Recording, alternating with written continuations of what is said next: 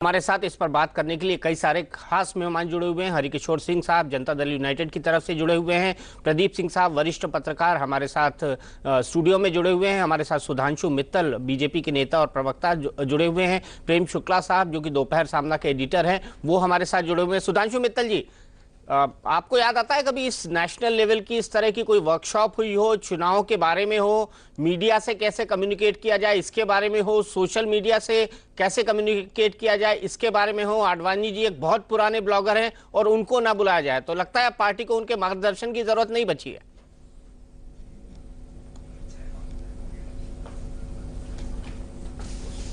लगता है सुधांशु जी के साथ कुछ तकनीकी दिक्कत है, उनके ओबी के सिग्नल्स नहीं मिल रहे। हम सीधे चलते हैं इसी सवाल पर प्रेम शुक्ला जी के पास। प्रेम शुक्ला जी, क्या आपको लगता है कि अब आडवाणी जी के मार्गदर्शन को बीजेपी की जरूरत नहीं बची है? नहीं, ऐसा लगता तो नहीं है। तो फिर आज उनको बुलाया ही नहीं गया। आज तो उनको नेशनल वर्कशॉप में इसलिए नहीं बुलाया गया कि कहीं उल्टी लाइन ना बोलते हो मोदी के खिलाफ। 15 को तो बोल ही चुके हैं। इसका जवाब तो भारतीय जनता पार्टी के कर्ता धर्ता ही दे सकते हैं। इसका जवाब तो भारतीय जनता पार्टी के कर्ता धर्ता ही दे सकते हैं कि उनकी आगे की रणनीति क्या है, आडवाणी जी को निमंत्रित क्यों नहीं किया गया, या आडवाणी जी के आने से क्या दिक्कतें पैदा होती, या आडवाणी जी वो बोल देते ना 15 अगस्त के जैसे, वो बोल देते ना प्रेम शुक्ला जी, 15 अगस्त को बोला उन्होंने, मोदी का अंदाज उनको पसंद नहीं आया, साफ साफ संकेत था उनका। आपके अखबार ने भी लिखा है इसके बारे में आज सामना ने। भारतीय जनता पार्टी, मुझे लगता है भारतीय जनता पार्टी में आंतरिक लोकतंत्र बहुत मजबूत है और इस तरह की बातों से भारतीय जनता पार्टी में किसी तरह का किसी को भय नहीं होना चाहिए। किंतु आज आडवाणी जी क्यों नहीं आए? आंतरिक लोकतंत्र था, इसीलिए तो आडवाणी जी ने पत्र लिखा था। लेकिन इसका जवाब भारतीय जनता पार्टी के लोग ही दे सकते हैं। आंतरिक लोकतंत्र था इसीलिए पत्र लिखा गया था। आडवाणी जी के उस आंतरिक लोकतंत्र के सवालों का जवाब आज तक नहीं दिया गया। ना आडवाणी जी से पार्टी ने पूछा कि कौन से नेता हैं जो पार्टी के खिलाफ और अपने स्वार्थ के लिए काम करते हैं। ना आडवाणी जी ने बताया, ना राजनाथ सिंह ने बताया, जिन्होंने कहा कि उनकी जितनी भी शिकायतें हैं उन पर गौर किया जाएगा। ये वहां का आंतरिक लोकतंत्र है। और संघ के नेता सुरेश सोनी कहते हैं कि मोदी के खिलाफ जो भी बोले उसको निकाल दिया जाए। तो सबसे पहले इस बारे में आडवाणी को निकालना चाहिए। हुआ होगा, बस ये बातें सत्ता पर नहीं आई है। शुक्ला जी, आप भी पत्रकार हैं, मैं भी पत्रकार हूं, हम दोनों जानते हैं कि बातें क्या थी और क्यों थी। जी, देश को भी बता दीजिए। नहीं, इसलिए हम पत्रकारों को ही सारा निर्णय ले लेना ठीक नहीं है। कुछ भारतीय जनता पार्टी के लोगों से भी हम सुन लें तो बेहतर रहेगा। भारतीय जनता पार्टी के नेताओं से भी सुनेंगे। आज तो उनके प्रवक्ता बहुत बिजी हैं क्योंकि मोदी जी उनको गुड़ सिखा रहे हैं। लेकिन हमने सुना था एक विजय सोनकर शास्त्री उनको हकलाते हुए कैसे वो आडवाणी जी को डिफेंड कर रहे थे। रीता बहुगुणा जोशी जी जुड़ गई हैं हमारे साथ। रीता जी, देखिए, ऐसा लगता है कि बीजेपी को आडवाणी के मार्गदर्शन की जरूरत नहीं बची। आज नेशनल मीडिया वर्कशॉप में जिस तरह राहुल गांधी जी ने सेंटर स्टेज ली थी, आज मोदी जी ने सेंटर स्टेज ले ली है और आडवाणी उस कार्यक्रम में बुलाए तक नहीं गए।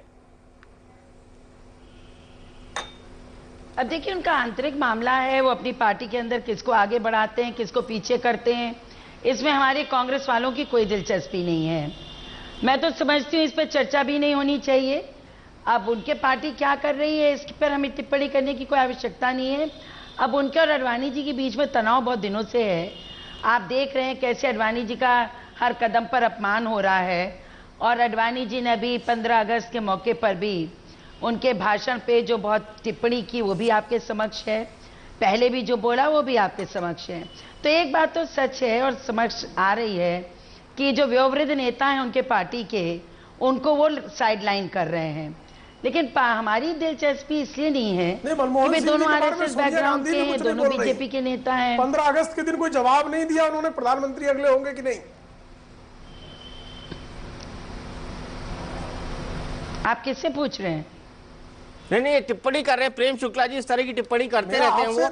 लेकिन रीता जी, चलिए प्रेम शुक्ला जी बोल लीजिए, आप बात खत्म कर लीजिए। मुझे उनकी टिप्पणी सुनाई नहीं।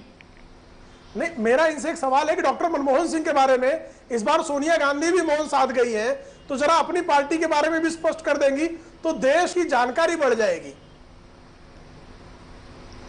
नहीं, आपके सिलसिले से कह रहे मैं नहीं जानती, पर हमारी पार्टी रोज टिप्पणियां नहीं करती है और हमारे प्रधानमंत्री के संदर्भ में सारे मंत्रियों ने, हमारे प्रवक्ताओं ने अपनी बात कह दी। आप देखिए, सुनिए, जो हमारी परंपरा है वो हमेशा रहती है।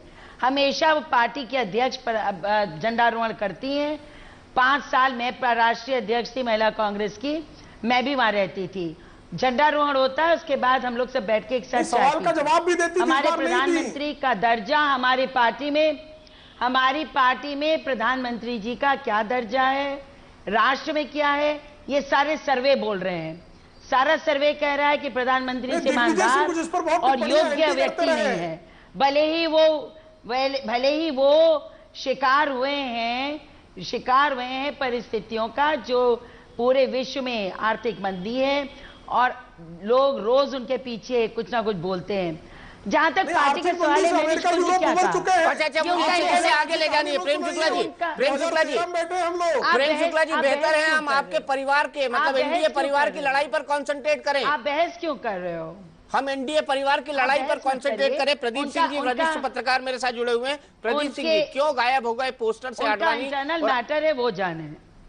क्यों गायब हो गए पोस्टर से आडवाणी? क्यों उनको कोने की जगह दे दी गई? और क्यों आडवाणी को 15 अगस्त को यह कहना पड़ा, क्यों ये संकेत देना पड़ा कि मोदी ने जिस ढंग से पीएम को ललकारा है उन्होंने ठीक नहीं किया? दीपक जी, राजेश खन्ना की एक फिल्म आई थी अमर प्रेम, उसका एक गाना था, उसकी 2 लाइनें हैं, कुछ रीत जगत की ऐसी है हर एक सुबह की शाम हुई। तो ये प्रकृति का नियम है और इससे कोई बच नहीं सकता। आडवाणी जी जितनी जल्दी इस बात को स्वीकार कर लें, उनके लिए और पार्टी दोनों के लिए अच्छा होगा।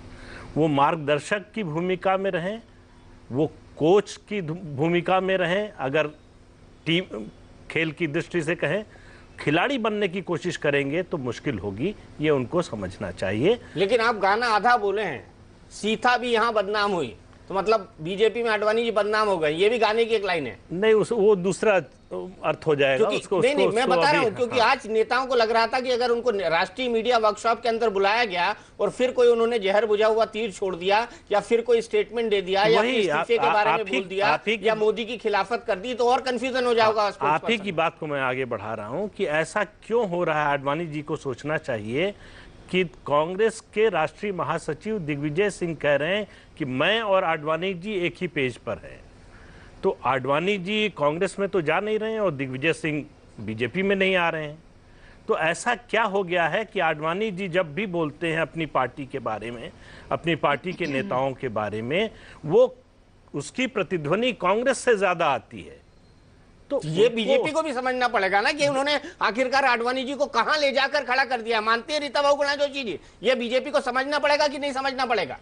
अब इनके नहीं, लेकिन दीपक जी रीता जी के पहले एक बात कहते हैं कि आजकल कांग्रेस के नेताओं को आडवाणी जी के मान सम्मान की बहुत ज्यादा चिंता होने लगी है।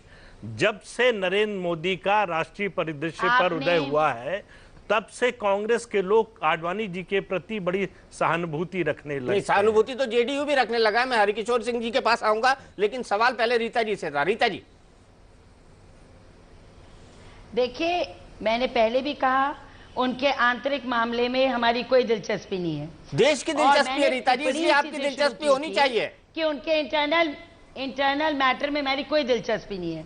जहां तक देश देख रहा है कि उनके पार्टी के अंदर घमासान है, और घमासान सिर्फ आडवाणी जी उनके बीच में नहीं है, अन्य नेताओं में भी है। 2 विचारधाराएं, शत्रुघ्न सिन्हा जी कुछ बोलते हैं, कोई और कुछ बोलता है, तो अलग अलग आप देख रहे हैं कि उनके नेतृत्व की स्वीकार्यता नहीं है। हमारे यहाँ 10 भाषाएं नहीं होती हैं, हमारे यहाँ नेतृत्व के बारे में एक विचार होता है, एक जुबान होती है। लेकिन आप देख रहे रोज कोई ना कोई बयान उन्हीं का कोई नेता देता है, तो वो अपना हमसे क्या मतलब है? दीपक जी, मैं कुछ कह सकता हूं इसमें? बिल्कुल सुधांशु जी, मैं आपके पास ही आ रहा हूं क्योंकि आपकी पिक्चर नहीं आ रही थी हमारे पास, आप फोन पर हमारे साथ जुड़ गए हैं। मेरा पहला और सीधा सवाल, क्या आडवाणी जी को अब मार्गदर्शक की भूमिका में देखना नहीं चाहती है पार्टी? क्योंकि शायद ये पहला मौका होगा गोवा की नेशनल एग्जीक्यूटिव के बाद कि नेशनल लेवल की वर्कशॉप को, नेशनल लेवल की प्रवक्ताओं की मीटिंग को लाल कृष्ण आडवाणी ने मिस किया हो, क्योंकि पार्टी ने उन्हें बुलाया नहीं या बुलाने के काबिल नहीं समझा। दीपक जी, मुझे जो याद आता है वो गधे और धोबी के किस्से का याद आता है कि धोबी के साथ उसका बेटा एक गधे पे चल रहा था, तो लोगों ने कहा देखो यार कितना निर्दयी धोबी है तो गधे के ऊपर चल रहा है।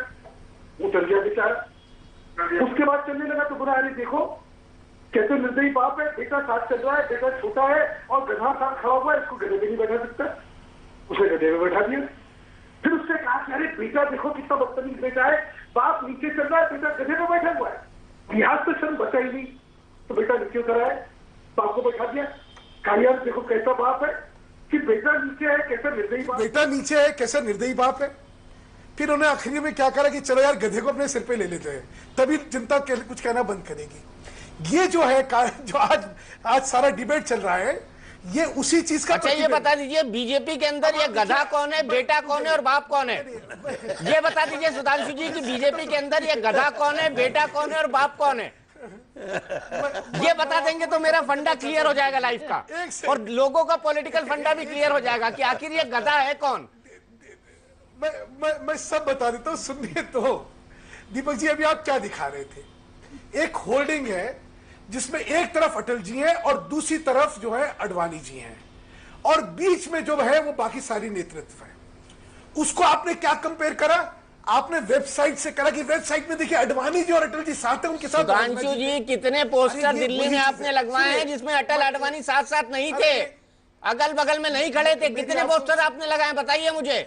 आप अगर इस प्रोटोकॉल को देखें तो अरे प्रोटोकॉल में आपसे पूछ रहा हूं ना सर, आपने कितने पोस्टर लगाए अखिल भारतीय विद्यार्थी परिषद से आज तक?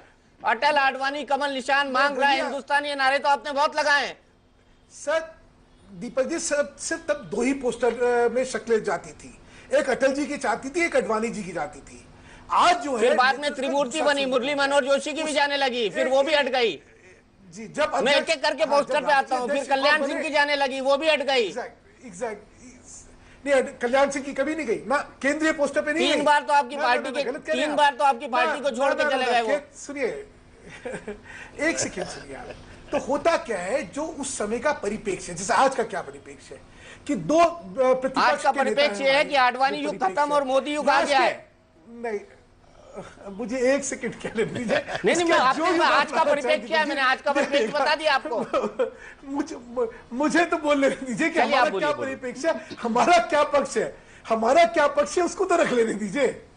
तो आज के परिप्रेक्ष्य में क्या है, आज के दिन नरेंद्र मोदी जी जो है वो चुनाव संचालन समिति के अध्यक्ष हैं, राजनाथ जी राष्ट्रीय अध्यक्ष हैं, और दो प्रतिपक्ष के नेता हैं हमारे, सुषमा जी और अरुण जी। तो ये 6 जनों में क्या आप डिस्ट्रीब्यूट करेंगे कि दो हमारी विभूतियां क्या है, अटल जी और अडवाणी जी दोनों एक तरफ है और बीच में सारे जने हैं, यही करेंगे ना। अब उसका अगर मतलब ये निकाला जाएगा तो ये तो गधे और धोबी की कहानी होगी। अच्छा अब आगे चलते हैं। पर आपने बताया नहीं गधा कौन है, धोबी कौन है और उसका बेटा कौन है, ये तो बता दीजिए आप कि इस बीजेपी की पूरी कहानी में गधा कौन बना है। ऐसा है, बीजेपी की कहानी में दुनिया जो है हर एक को गधा और हर एक को धोबी बनाने को तैयार है। बताइए, यहां तो अब ये भी पहचानना मुश्किल हो गया है कि मीडिया या विपक्ष किसको गधा कहेगा, किसको धोबी कहेगा। तो उसमें क्या कहूं मैं, अब आगे आता हूं रीता बहुगुणा जी की बात को। रीता जी, आप इतनी सम्मानीय नेता हैं, इतने साल से राजनीति में, एक कार्डिनल प्रिंसिपल है राजनीति का कि दूसरी राजनीतिक संगठन के आंतरिक मामलों में हमें टीपा टिप्पणियां नहीं करनी चाहिए। आप क्योंकि अगर आप करते हैं, जी के सम्मान को लेकर आपके नेता राहुल गांधी पर टिप्पणियां क्यों करते हैं? सुनिए आपके लोग 2 पावर सेंटर होने की बात क्यों करते हैं कांग्रेस के अंदर? दीपक जी, हम नेतृत्व पे करते हैं, हम उनमें किसको क्या बनाया गया इस पे हमारा कोई अधिकार क्षेत्र नहीं है। उनके यहाँ कौन चुनाव देखेगा, उनके यहाँ कौन किस राज्य का मंत्री बनेगा और संतरी बनेगा और क्या बनेगा, ये सब उनका काम है, हमारा काम नहीं है। हमारा है जनता के प्रति जो सामने चेहरे आएंगे उसके बारे में हमारी क्या रहेगी, हम ठोक के रखेंगे। मैं यहाँ पे सिर्फ एक चीज कहना चाहता हूँ, रीता जी सुनिए, अब मैं यहाँ कहना चाहता हूँ कि जिन आदर सम्मान बुजुर्गों की आप बात कर रही हैं, मैं थोड़ी आपको कुछ इतिहास के पन्नों से कुछ हादसे आपको याद दिलवा देना चाहता हूं। जैसा पहला हादसा मैं सीताराम केसरी जी के साथ क्या हुआ था कांग्रेस में, वो याद दिलवाना चाहता हूं।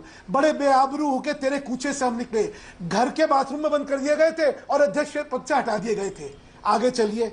अच्छा, कमलापति त्रिपाठी जी के साथ क्या हुआ था कांग्रेस में, मुझे कहने की जरूरत नहीं, और माफ करिएगा शायद आपको व्यक्तिगत तौर पे इसमें बड़ी पीड़ा होगी। लेकिन बहुगुणा जी के साथ जो ठगाई करी गई थी उसके बाद में मैं कहना नहीं चाहता, मैं क्यों नहीं कहना चाहता, ये सारा कांग्रेस के आंतरिक मामले हैं।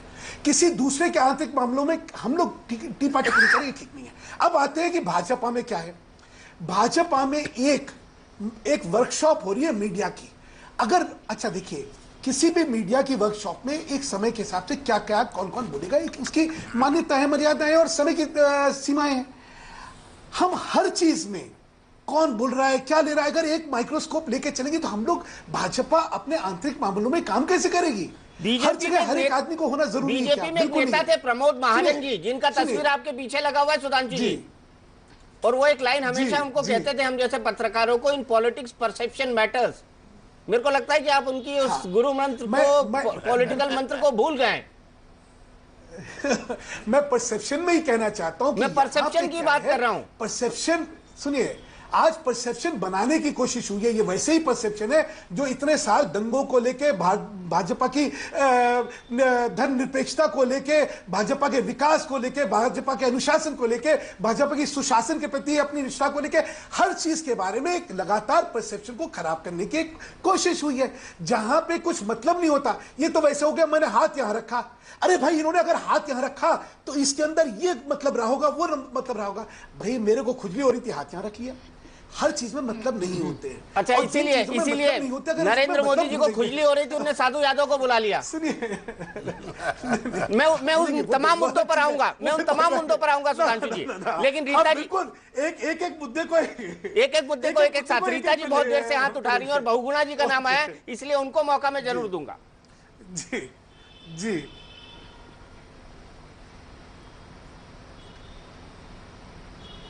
आप क्या मुझसे बोल रहे हैं? जी बिल्कुल बिल्कुल रीता जी, चूंकि इन्होंने कुछ व्यक्तिगत चीजें बोली हैं सुधांशु मित्तल जी ने, चौरसिया जी, मुझे दूसरी पार्टी के इंटरनल नहीं देता हूं जी।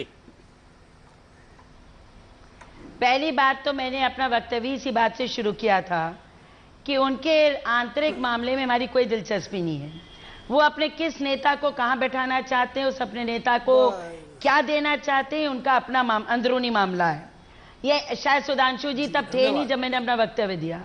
दूसरी बात, इनका मानसिक हरास से तो देखिए, कभी जो जीनोसाइड होता है, एक वहां पर गुजरात में जबरदस्त दंगे होते हैं, सरकार प्रायोजित होते हैं, हजारों लोग मारे जाते हैं और ये कहते हैं कुत्ते का पिल्ला, और यहाँ पर ये कहते हैं गधा। तो इनके पास उदाहरण भी गधा और कुत्ता। क्या हो गया इनकी मानसिकता को? भारतीय जनता पार्टी की सोच इतनी तुच्छ हो गई है, इतनी छोटी हो गई है कि कुत्ता, बिल्ली और जानवर, गधा, इस तरह का ये प्रसंग सुनाते हैं। इन लोगों को थोड़ा लज्जा आनी चाहिए कि जब ये जनतंत्र पे इतने बड़े पार्टी के ये प्रवक्ता हैं और इस तरह की बातें करते हैं, तो ये बहुत अनुचित है, बहुत ही अनुचित है। और मैं फिर आपसे कहती हूं, आप आडवाणी जी का क्या करते हैं आपकी सोच है, आप क्या करते हैं मोदी जी का या आपका विचार है। सुषमा जी को कहां बैठाते हैं, राजनाथ जी का क्या करते हैं, ये आप जानिए, इससे हमारी कोई दिलचस्पी नहीं है। वो तो दीपक चौरसिया जी ने बुलाया तो हम आ गए, नहीं, वरना हमारी दिलचस्पी है रीता जी, देश की दीपक जी जानते हैं, दीपक जी इस बात को जानते हैं कि हमारी कोई दिलचस्पी इस डिबेट पे आने की नहीं थी। बिल्कुल बिल्कुल नहीं। दीपक जी का हम सम्मान करते हैं, भाई बहुत बड़े पत्रकार हैं। बिल्कुल नहीं, सम्मान में हम आए, ये मैं मानता हूं रीता जी, तो हमारी उपस्थिति को इनके सम्मान में मान लीजिए। लेकिन इस बहस को मैं आगे बढ़ाऊं उससे पहले हरकिशोर सिंह जी के पास आऊंगा। हरकिशोर सिंह जी, जो साधु यादव और नरेंद्र मोदी की मुलाकात हुई है, साधु यादव भले से कांग्रेस पार्टी में हो, लेकिन जाने इससे जाते हैं कि वो लालू यादव के साले थे और एक जमाने में उन्होंने बड़ी दबंगाई की बिहार के अंदर, और उसी जंगल राज को खत्म करने के लिए भारतीय जनता पार्टी और जेडीयू को मैंडेट मिला था, उसी जंगल राज के नाम से, उसी साधु यादव के नाम से, उसी सुभाष यादव के नाम से, उसी लालू यादव के नाम से। तो मोदी जी पीएम बनने को इतने आतुर हैं कि वो साधु यादव के सहारे पीएम बन सकते हैं आडवाणी को छोड़ के। ये बहुत ही गलत संदेश दिया है और ये बीजेपी के नैतिकता का दिवालापन है। तो आपको लगता है कि नरेंद्र मोदी ने साधु यादव से मिलकर एक बहुत बड़ी राजनीतिक भूल की है? जरूर भूल की है, जरूर भूल की है। इसलिए, लेकिन हम इस बहस को आगे बढ़ाएं उससे पहले मैं आपको दिखा देता हूं कि साधु यादव है कौन और क्यों उनका नरेंद्र मोदी से मिलना इतना बड़ा मुद्दा बन गया कि सुशील मोदी को बाहर निकलकर यह बोलना पड़ा कि साधु यादव का बिहार बीजेपी में स्वागत नहीं है। और साधु यादव इस वक्त बिहार निवास में बैठकर बीजेपी और प्रधानमंत्री मोदी कैसे बनाया जाए इसके बारे में पत्रकारों को ज्ञान दे रहे हैं। देखते हैं कौन है साधु यादव और क्यों मिले नरेंद्र मोदी उनसे, और क्यों खुश है साधु यादव नरेंद्र मोदी से मिलने के बाद। लालू के साले साधु यादव पर मोदी का जादू चल गया है। नरेंद्र मोदी से मुलाकात के बाद साधु मगन हैं। कांग्रेस ने उन्हें कारण बताओ नोटिस थमा दिया है, लेकिन साधु पर असर नहीं, वो बस नमो नमो का जाप कर रहे हैं। कांग्रेस पार्टी मुर्दा घर है, मेरी बात सुन लीजिए। मुर्दा घर जैसे होता है ना, मुर्दा घर है कांग्रेस पार्टी। इस पार्टी में कोई दम नहीं है। देश से इनकी विदाई हो रही है और नरेंद्र भाई मोदी देश में उनकी आगमन हो रही है। कल तक राहुल की जयकार करने वाले साधु अब उन्हें धिक्कार रहे हैं। कांग्रेस जय हो, कांग्रेस जय हो, राहुल गांधी जय हो, सोनिया गांधी जय हो।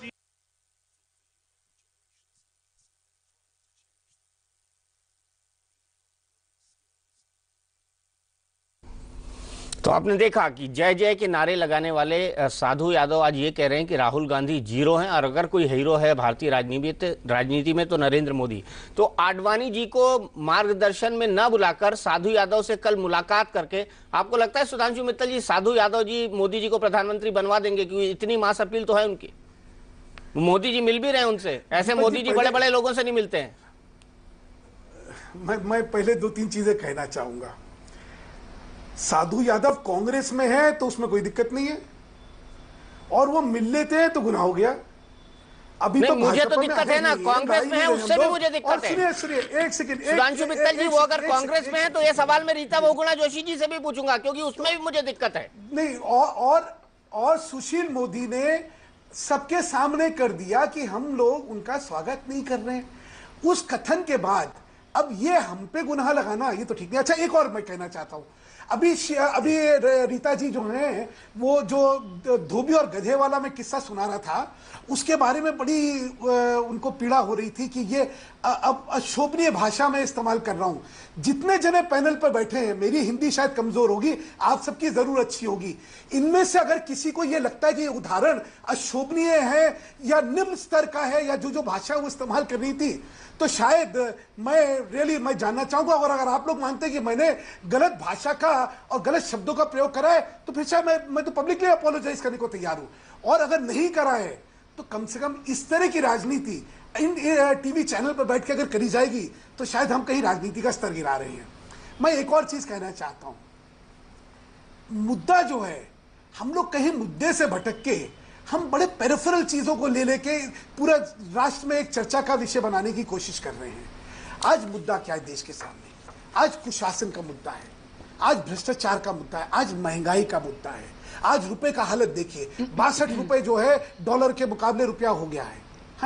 आज जो इस समय गवर्नेंस के इश्यू हैं, जो सत्ता के विषय हैं, जो जनता के विषय हैं, उसके बारे में पिछले 3 महीने से मैं लगातार देख रहा हूं। ना कोई चिंतन है, ना कोई डिबेट है।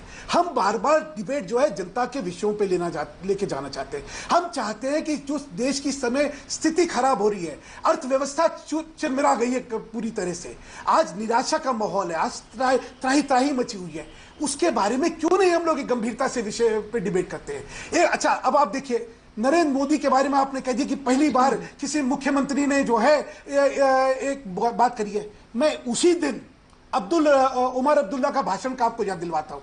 उन्होंने क्या कहा? हमारे साथ सौतेला व्यवहार हो रहा है, हमें मेन स्ट्रीम की तरह नहीं ट्रीट करा जा रहा। ये कोई राजनीतिक भाषण ना होके ये कोई जिस भाषण की आप उम्मीद कर रहे हैं वो भाषण थे क्या? लेकिन उसको तो किसी ने नहीं दिखाया, किसी ने उसकी बात नहीं करी। सुधांशु जी, भाषण देने में किसी को आपत्ति नहीं है। सवाल ये उठ रहा है, एक मिनट मैं कंप्लीट कर लूं। उनके भाषण देने में किसी को आपत्ति नहीं है, संवैधानिक तौर पर उनको ये अधिकार है। लेकिन वो एक दिन पहले खड़े होकर बोलते हैं कि मैं लल्लन कॉलेज में बोलूंगा, प्रधानमंत्री लाल किले में पहुंचेंगे, तो ऐसा लगता है कि मोदी जी इज इन हरी। जैसे सीताराम केसरी के बारे में कहा गया था ना, the old man in hurry, so Modi ji is also in hurry. देखिए, whether he is in a hurry or he is not in a hurry, this nation is in a hurry. देश को इस समय जरूरत है कि यह प्रशासनिक व्यवस्था जल्दी से जल्दी कैसे खत्म हो, आज ये कुशासन कैसे खत्म हो, निजात मिले जनता को। आज एक जिसको आम आदमी कहते हैं, एक साधारण व्यक्ति की आप हालत देखिए, उसकी स्थिति देखिए, उसकी मनस्थिति देखिए, उसका क्या बुरा हाल हो रहा है। अभी देखिए 2 दिन के अंदर डीजल के दाम क्या होने वाले हैं, पेट्रोल के रोज दाम बढ़ रहे हैं, प्याज कहां पहुंच गया, 100 रुपए में प्याज पहुंच गया। किसकी जवाबदारी? नरेंद्र मोदी और साधु यादव की जोड़ी सबसे मुक्ति दिला देगी। सुनिए, मतलब नरेंद्र मोदी और साधु यादव की जोड़ी इस सबसे मुक्ति दिला देगी, मैं मान लूं। सुधांशु मित्तल जी, मैं मान लूं। अभी साधु यादव और नरेंद्र मोदी की जोड़ी कैसे बन गई? और दूसरा मैं बार बार मिल रहे हैं भाई, वो मिल रहे हैं, वो बोल रहे हैं राहुल हीरो है, मोदी हीरो है। ना मिलना, ना वो साधु यादव क्या कहें, ये उनका विषय है। नरेंद्र मोदी जिस शख्स से मिलते हैं, मैं उनका बायोडाटा सुनाता हूं आपको। प्रेम शुक्ला जी के पास जाऊंगा, रीता जी के पास भी जाऊंगा। बिहार निवास पे उन्होंने सरेआम गोली चलाई। शिल्पी जैन, गौतम जैन जो हत्या का केस हुआ था, उसमें वो बरी हुए सीबीआई से, ठीक है। मीसा की शादी में नई कार वो बिना पैसे देके उठा रहा है, ये आपको भी पता है। और उस वक्त बीजेपी ने इसको एक बहुत बड़ा इशू बनाया था। बाहुबलियों का दरबार सजाते थे जब 15 साल तक लालू जी का शासन था। इस पर बीजेपी गला फाड़ फाड़ के चिल्लाती रही। परिवहन सचिव के दफ्तर में घुसकर मारपीट की तो एफआईआर लिखाने बीजेपी के नेता भी गए थे वहां पर।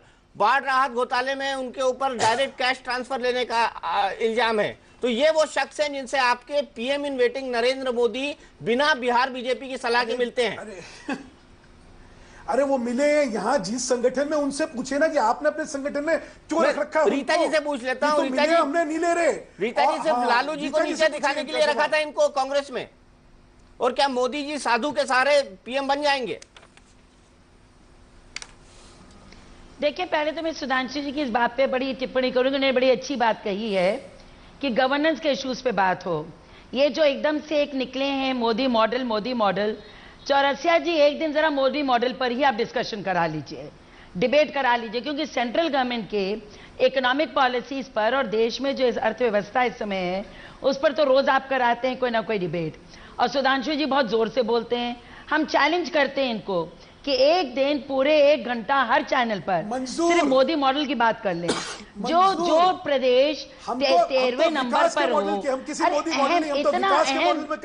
इतना अहम हो गया है मोदी जी को, लेंगे तो नेपोलियन को था। मैं आपसे पूछती हूँ, देखिए जब मैं बोल रही थी आप बोल रहे थे, मैं नहीं बोली। सुधांशु जी, हेल्दी डिबेट मीन्स जब आप बोल रहे थे मैं सुन रही थी। आप मुझे 30 सेकंड सुन लीजिए, फिर आपको जो बोलना होगा बोलिए। देखिए अनुचित है ये, मैं तो चुपचाप सुनती हूं जब आप बोलते हैं तो मैं ये कह रही हूं, ये जो अहम है मैं आय ये इनके बर्बादी का सबसे बड़ा सबब है। क्या मॉडल है गुजरात का? आप एचडीआई में, ह्यूमन डेवलपमेंट इंडेक्स में सबसे पीछे हैं। आपकी बुरी हालत है वहां पर, आपका किसान परेशान है। हजारों करोड़ की जमीन आपने पूंजीपतियों को अहमदाबाद में दे दी। किस मॉडल की बात आप कर रहे हैं? वहां पर देखिए ट्राइबल्स भूखे मर रहे हैं, उनके बच्चे कुपोषण के शिकार हो रहे हैं।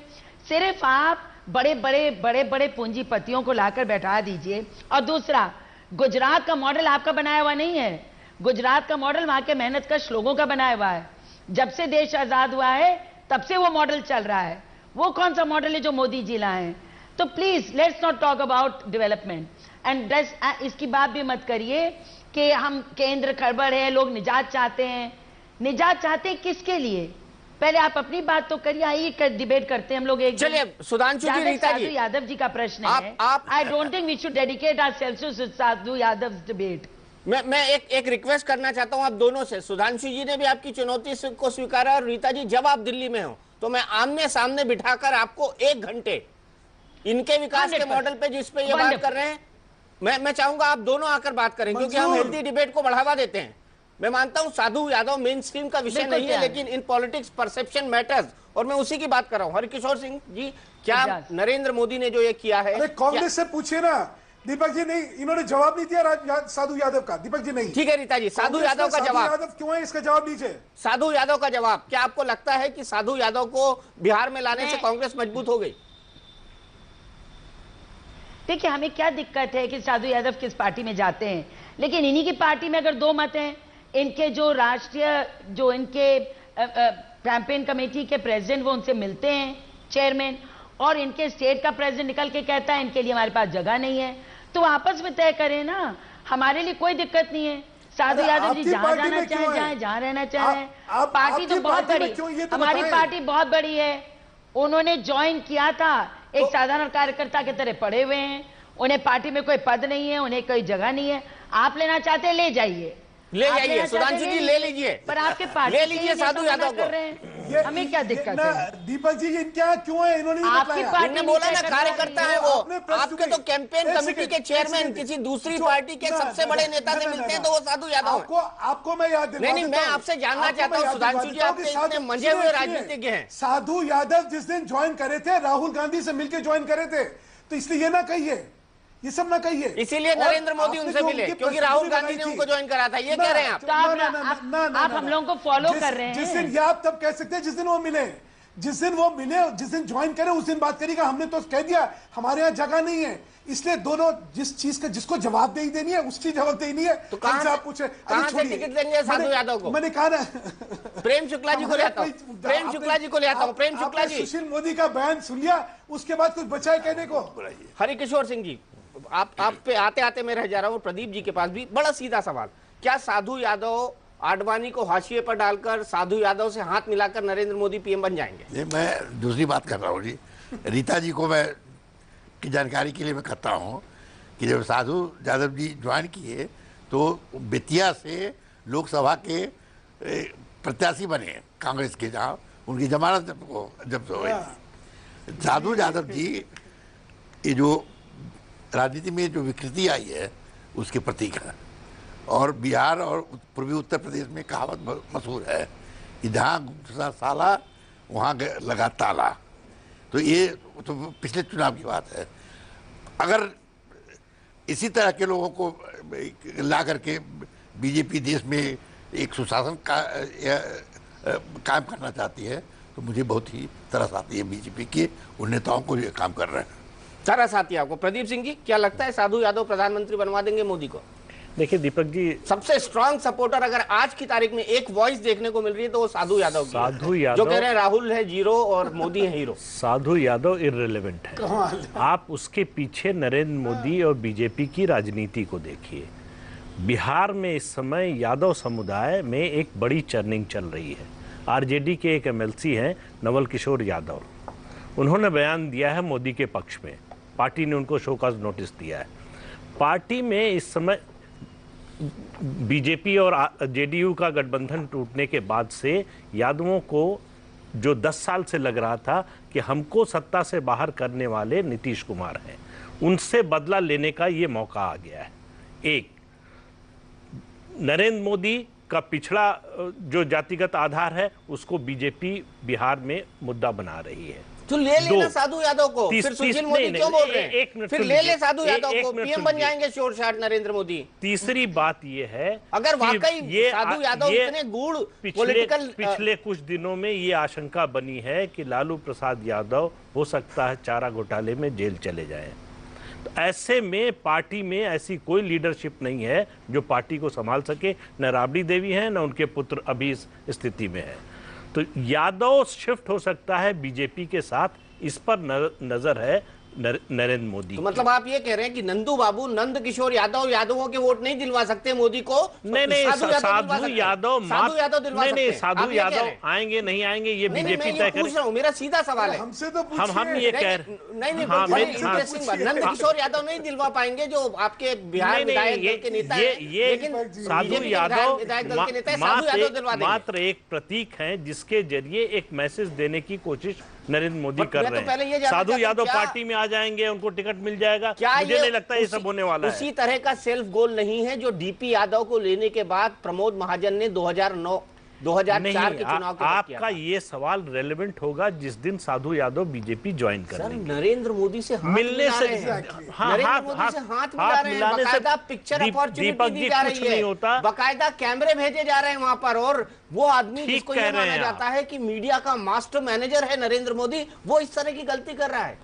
नहीं, जो आपको गलती लग रही है, आज टेलीग्राफ में शंकरशन ठाकुर को आप भी जानते हैं, बड़े सीनियर जर्नलिस्ट हैं, बिहार के मामलों की अच्छी जानकारी रखते हैं। उनकी रिपोर्ट पढ़ लीजिए, उससे आपको पता चलेगा कि बिहार में इस समय सोशल इक्वेशन में नहीं दिलवा पाए यादवों का वोट अपनी पार्टी को, साधु दिलवा देंगे। नहीं, लालू यादव के साथ यादवों ने लालू यादव का साथ नहीं छोड़ा कभी। सुनिए, यादवों ने छोड़ा हो या नहीं छोड़ा हो, लेकिन अगर यादवों को आकर्षित करने के लिए साधु जी जैसे लोग का उपयोग होगा तो मैं समझता हूँ कि ये बिल्कुल हम कह रहे हैं जिस दिन बीजेपी में शामिल होंगे साधु यादव, आपकी बात बिल्कुल सही। शामिल होने से पहले हाथ मिला रहे नरेंद्र मोदी के घर कैमरे जा रहे हैं, मास्टर कम्युनिकेटर के घर नरेंद्र मोदी के घर कैमरे जा रहे हैं। पॉलिटिक्स फिर से बोलूंगा, परसेप्शन मैटर्स। मैं सुधांशु जी आपके पास आऊंगा, लेकिन बहुत देर से प्रेम शुक्ला जी सुन रहे हैं, मैं उनके पास जाऊंगा। प्रेम शुक्ला जी, मुझे ये लगता है, और आपने लिखा है, आज उद्धव ठाकरे जी ने सामने में लिखा है कि नरेंद्र मोदी ऐसा भाषण देते हैं कि ऐसा लगता है कि जिस दिन वो सत्ता में बैठे उस दिन पूरा देश परिवर्तित हो जाएगा, एक लहर आएगी, एक बयार आएगी और पूरा देश ओवरनाइट बदल जाएगा, क्योंकि नरेंद्र मोदी कुर्सी में है, गरीबी चली जाएगी, सब कुछ चले जाएगा। मुझे लगता है उद्धव ठाकरे जी का यही लिखने का मकसद था। मैं आपसे जानना चाहता हूं कि क्या आडवाणी को हाशिए पर रखकर, साधु के साथ फोटो खिंचाकर नरेंद्र मोदी देश के प्रधानमंत्री बन जाएंगे? अब दिल से बोलना। मुझे लगता है कि साधु यादव का नरेंद्र मोदी से मिलना कहीं से भी प्रशंसनीय नहीं है, किंतु इस पर रीता बहुगुणा जोशी और हरकिशोर सिंह का टिप्पणी करना उससे भी अधिक ज्यादा अनैतिक है। इनके पास कौन सा ऐसा बैप्टिज्म वाला पानी रखा हुआ है कि छिड़क देते हैं तो अपराधी ठीक हो जाता है और सांप्रदायिक ठीक हो जाता है। हरकिशोर सिंह की जो पार्टी है, 118 एमएलए बिहार के जो है, उसमें से 51 साधु यादव बड़े अपराधी हैं, उसमें से 18 जो है नोटेड माफिया है। इनके पास जल है, नीतीश कुमार जी के पास छिड़क देते हैं, वो ठीक हो जाता है। वो इनके पास भी जल है, रीता बहुगुणा जोशी जी के पास, कि साधु यादव इनके यहाँ गए ठीक हो गए। अब नरेंद्र मोदी से हाथ मिला लें तो साधु यादव ठीक हो जाएंगे। नरेंद्र मोदी से हाथ मिलाने के बाद साधु यादव ठीक हो जाएंगे, क्योंकि उन्होंने नरेंद्र मोदी से हाथ मिला लिया है। नरेंद्र मोदी के हाथ में भी वो पानी है। मैं बोल रहा हूँ ना, नरेंद्र मोदी के हाथ में भी वो पानी है। नरेंद्र मोदी जी को, प्रेम शुक्ला जी बोल दीजिए, नरेंद्र मोदी के हाथ में भी वो पानी है। साफ सुथरे छवि वाले व्यक्ति को साधु यादव जैसों से बचना चाहिए। अरे वो फोटो खिंचवा रहे हैं उनके साथ, वो साधु यादव बाकायदा प्रेस रिलीज दी जा रही है, हासिल नहीं होगा। मुझे बताइए ना, फोटो खिंचवा रहे हैं उनके साथ। साधु यादव पहला व्यक्ति है जो बाहरी पार्टी से, पहला व्यक्ति है जो बाहरी पार्टी से मिला नरेंद्र मोदी से, और वो साधु यादव है। ये गलत है, प्रशंसनीय नहीं है तो कह रहा हूं मैं आपसे। सुधांशु मित्तल, जवाब दे दीजिए पार्टी को। सुधांशु मित्तल होते तो सब कुछ जानते समझते, क्या साधु यादव से मिलते अगर वो कैंपेन कमेटी के चेयरमैन होते? दिल से जवाब दीजिएगा। दीपक जी, नहीं मुझे बताइए, बात का बतंगड़ सुनिए ना। सब मीडिया का काम तो बात का बतंगड़ बनाना ही है। हम तो ऐसे ही एनालिसिस करते हैं सर, और यही एनालिसिस मैं कांग्रेस का कर रहा होता तो आप भूरी भूरी प्रशंसा करते मेरी। आप बात का बतंगड़ जो है अगर ऐसे बनाएंगे तो काम कैसे चलेगा? ये आपसे किसने कहा? कांग्रेस भी यही कहती है कि मोदी जी बात का बतंगड़ बनाते हैं। अब आप मुझे कह रहे हैं कि मैं बात का बतंगड़ बना रहा हूँ। वो ठीक है, कांग्रेस जो कहती है उनको हम संभाल लेंगे, आपको थोड़ी संभाल पाएंगे। आपका तो शासन साथ होता है। अच्छा, प्रश्न ये है, कोई आके मिला, आदमी जाने मिल लेता है, खत्म ही बात।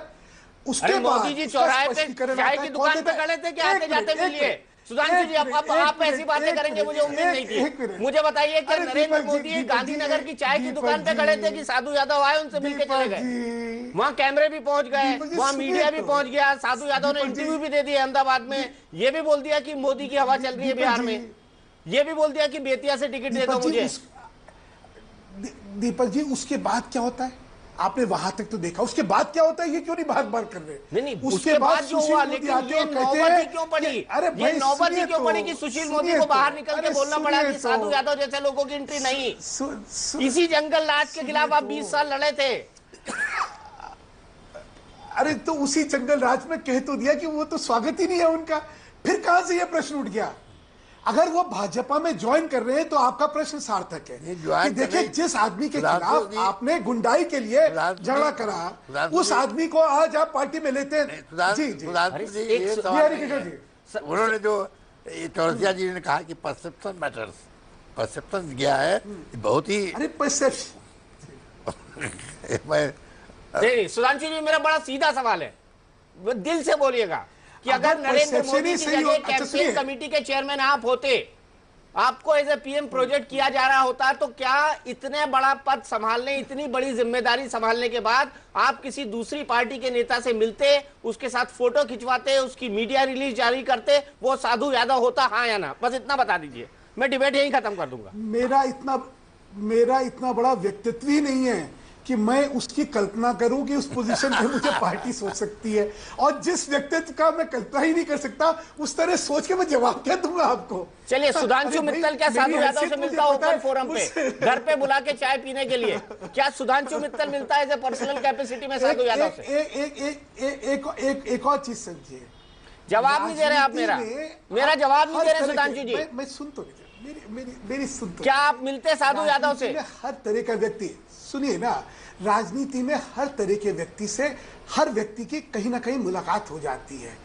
प्रश्न ये है उस मुलाकात का मतलब क्या होगा। अगर उस मुलाकात के बाद उसका एक राजनीतिक कोई पक्ष निकल के आएगा तो आपकी बात में सार्थकता आएगी।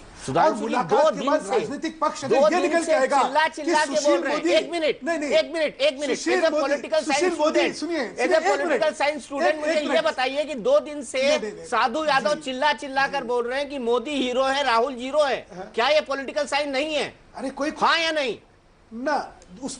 उसके बाद सुशील मोदी जब आके ये कह देते हैं, सुशील मोदी तो पहले ही बोल के चले गए, उसके बाद साधु यादव दिल्ली में इंटरव्यू दे रहे हैं। ना, उसके बाद इस बात का कोई अब अर्थ ही नहीं बचता। जिस समय सुशील मोदी ने उनकी मुलाकात के बाद कहा कि ये भाजपा में इनका स्वागत नहीं है, उसके बाद इसका अर्थ नहीं बचता। अब फिर हम लोग मोदी जी क्यों मिले ऐसे नेता से जिसका भाजपा में स्वागत नहीं है? मुझे बताइए, मोदी जी क्यों मिले, क्यों फोटो खिंचवाया, क्यों सुशील मोदी को, एक मोदी ने दूसरे मोदी को फोन करके नहीं पूछा जिससे मिलूं कि नहीं मिलूं? नरेंद्र मोदी इतने कच्चे भी नहीं है। आप निकाले सुधांशु जी, अब मान लीजिए नरेंद्र मोदी इतने कच्चे भी नहीं है, और भाजपा सेल्फ गोल कर दिया उन्होंने। इतनी कच्ची भी नहीं है कि अगर उनको पार्टी में लेना होता तो सुशील मोदी उसके बाद जाके ये बयान दे देता। ये भाजपा भी इतनी कच्ची नहीं है। मान लीजिए गलत चीज को। अच्छा किशोर सिंह जी, अच्छा बताइए, क्या मोदी ने सेल्फ गोल कर दिया कि नहीं? हम मुख्य विषय से भटक गए। नरेंद्र मोदी जी से मिलने के बाद अगर राजनाथ सिंह अध्यक्ष, जो राष्ट्रीय अध्यक्ष हैं, वो कंट्रोडिक्ट किए होते कि हाँ उनको जगह नहीं है, तो बात समझ में आती। लेकिन सुशील मोदी जी क्या है? सुशील मोदी जी तो बिहार के वो जो है नेता है,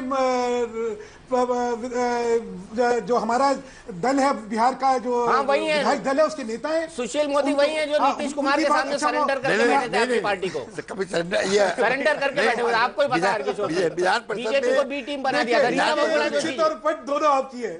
रीता बहुगुणा जोशी जी, आपका पट दोनों आपकी है। सब मेरा कातिल ही मेरा मुंसिफ है, क्या मेरे हक में फैसला देगा? राजनाथ जी अगर अब आप पब्लिक आई में सुधांशु जी इससे इनकार नहीं कर सकते। अब आपके हर कदम की सूक्ष्म आलोचना होगी, और मैं नहीं तो कोई दूसरा चैनल करेगा। रीता जी, मैं एक हर कदम पे गिरे मगर सीखा कैसे गिरतों को थाम लेते हैं। साधु यादव को थामिए, स्वागत है आपका। चलिए, ये मान तो रहे हैं कि हम गिर रहे हैं। मैं आपसे एक राजनीतिक टिप्पणी करना चाहती हूँ। अभी जो एक चर्चा हो रही थी कि कास्ट पोलराइजेशन को देखते हुए विचार किया जा रहा है कि उनको लिया जाए। अभी 2012 के चुनाव में उत्तर प्रदेश में कुशवाहा जी को, जिनके खिलाफ इतने जबरदस्त करप्शन के चार्जेस थे, जिनको बीएसपी से निकाला गया, उसको पार्टी ने, बीजेपी ने अपने में शामिल किया, ये सोचकर कि उन्हें उत्तर प्रदेश में बैकवर्ड्स का वोट मिलेगा। तो मैं आपको ये कहना चाहती हूँ कि इस तरह के कैलकुलेशंस करना बहुत ही, मैं सोचती हूँ, अराजनैतिक दृष्टि है। और जो भी हमारे पैनलिस्ट हैं इस बात को मानकर चलें कि इस तरह का जो कास्ट शिफ्ट है, कास्ट शिफ्ट नहीं हो सकता है। अगर ये कह रहे हैं कि कास्ट शिफ्ट के लिए है, तो कास्ट शिफ्ट पॉलिटिक्स में इस तरह नहीं होते। और वहां पर ये हमारे उत्तर प्रदेश और बिहार में, सुधांशु जी आप बहुत बोलते हैं, मैं सुनती हूँ आपको मुझे भी सुनना पड़ेगा। 30 सेकंड मांग रही हूँ आपसे। जरूर सुनेंगे जी, आप हंसते रहिए, उसमें मुझे कोई दिक्कत नहीं है, पर बात सुन लीजिए। देखिए, उत्तर प्रदेश और बिहार की राजनीति बिल्कुल कास्ट पॉलिटिक्स से बंधी हुई है, और इनके बहुत ही डेजिग्नेटेड नेता हैं। अब वो किस तरह से, कैसे वो इस तरह के मामूली बातों में शिफ्ट होंगे, I think this is a very unpolitical assessment. मैं इसको से अपने पत्रकार बंधुओं से कह रही हूँ। टाइम आप है सुधांशु जी, एक कंक्लूडिंग लाइन आपकी प्लीज। देखिए जिनके खुद के घर शीशे के हैं वो हम पे पत्थर मारने की कोशिश करें। साधु यादव लो आप, 1984 में दंगे करवाओ आप, सिखों को मारो आप, और गुनाहगार। अब देखिए, अब आप नहीं बोलिए बीच में, मैं आपने मुझे टोका, मैं आपको चलो इनने तो लिया, मोदी ने फोटो भी खिंचवा लिया। गुनाहगार हम नहीं कराओ आप, और गुनाहगार हम। हर गुनाह आपका और इल्जाम हम पे। देखिए रीता जी, अभी अरे आप अभी आपने जो है अपना दोहरा, तो 84 में जो किया उसके लिए हमने पूरे देश से क्षमा मांगी।